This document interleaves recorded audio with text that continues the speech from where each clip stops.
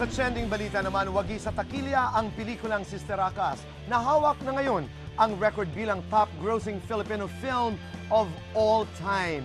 Malaki ang pasasalamat ang cast ng One More Try naman sa suporta na kanilang nakukuha sa takilya at sa awards. Ang back-to-back victory party, trending na. Pinataob ng Sister Akas ang Private Benjamin bilang highest-grossing Filipino film of all time. Tumabo na ang Sister Akas ng 370 million pesos.